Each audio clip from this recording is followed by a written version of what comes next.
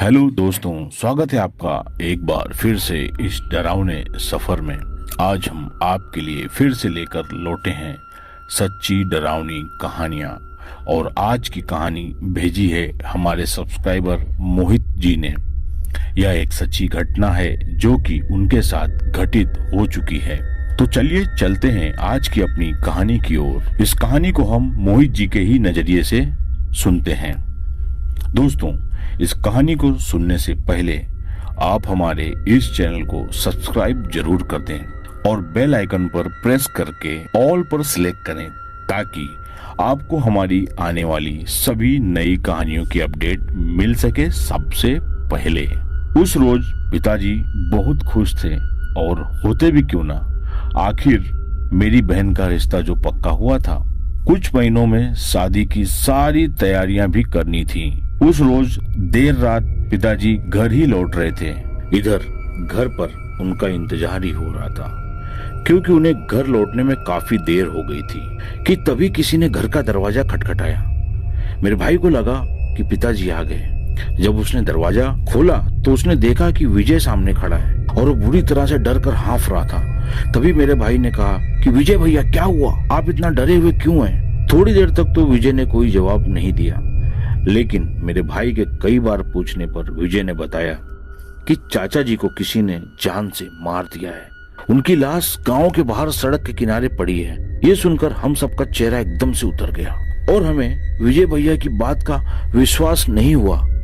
लेकिन विजय के गंभीर हाव भाव को देखकर पता चल रहा था कि मामला सच में गंभीर है। लिहाजा हम दोनों भाई विजय भैया के साथ पिताजी को देखने निकल जाते हैं। हमने वहां पहुंचकर देखा कि पिताजी की किसी ने बड़ी बेरहमी से हत्या कर दी है। लाश इतनी बुरी अवस्था में थी कि लोगों से देखा भी नहीं जा रहा था।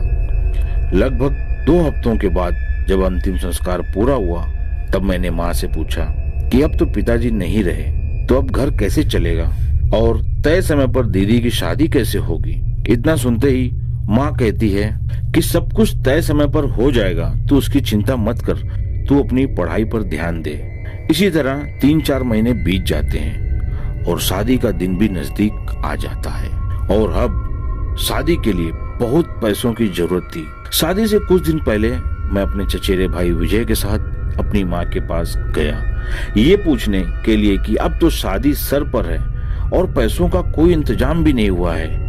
माँ, तुम कह रही थी सब कुछ तय समय पर हो जाएगा, पर अब तक तो पैसों का कोई बंदोबस्त नहीं हो पाया। अब कैसे होगी दीदी की शादी? ये सुनकर माँ अपने कमरे में जाती है और वहां से अपने हाथ में एक पोटली लिए हुए आती है और वो पोटली मेरे हाथ में देकर कहती है कि ये लो पैसे, और शादी का सारा इंतजाम अच्छे से करना, और पैसे कम पड़े तो मांग लेना। अब विजय भैया और मैंने पोटली को खोल कर देखा तो पाया कि पोटली में ढेर सारा पैसा था। और ये सब देखकर हम दोनों ही हैरत में थे कि इतना सारा पैसा आया कहाँ से। सवाल तो हमारे मन में कई सारे थे, लेकिन शादी की तैयारी कम समय में करनी थी, लिहाजा हम लोग शादी की तैयारी में जुट गए। इस दौरान मैंने माँ से कई बार पूछने की कोशिश की कि तुम्हारे पास इतना सारा पैसा कहाँ से आया। माँ ने मेरी बातों को हमेशा की तरह टाल दिया और अब शादी का सारा कार्यक्रम संपन्न हो चुका था। बहन की विदाई भी हो चुकी थी, सारे रिश्तेदार भी अपने घर जा चुके थे। अब मैं और मेरी माँ एक दिन घर में अकेले थे और तभी मैंने माँ से फिर से वही सवाल किया, लेकिन माँ ने हमेशा की तरह मेरी बात को टाल दिया। लेकिन इस बार मैंने भी ठान लिया था कि इसका जवाब तो मैं लेकर रहूंगा।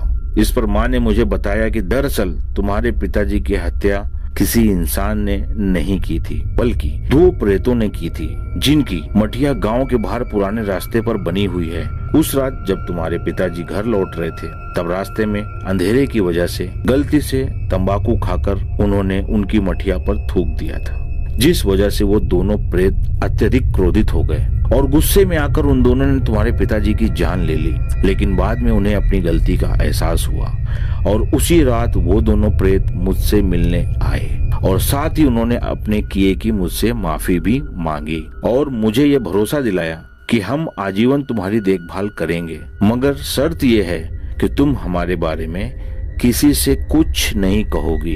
ये बोलकर वो दोनों चले गए और समय समय पर आकर हमारी मदद करते रहे, पैसे देते रहे। ये सुनकर मैं हैरान रह गया और उस रात वो प्रेत फिर से हमारे घर आए, लेकिन इस बार मैं भी वहीं पर मौजूद था। प्रेत ने माँ से कहा कि आपने हमारी शर्त नहीं मानी, लिहाजा आगे से हम तुम्हारी कोई मदद नहीं करेंगे। ये कहकर वो दोनों प्रेत वहाँ से चले गए और अब तक दोबारा कभी नहीं लौटे। दोस्तों, आज की हमारी ये भूतिया कहानी यहीं पर समाप्त होती है। आपको हमारी कहानी कैसी लगी कमेंट में जरूर बताएं, और आप में से किसी के साथ भी ऐसी कोई घटना घटी हो तो उसे हमारे साथ जरूर शेयर करें। हम आपकी कहानी को भी लोगों तक पहुंचाने की कोशिश करेंगे।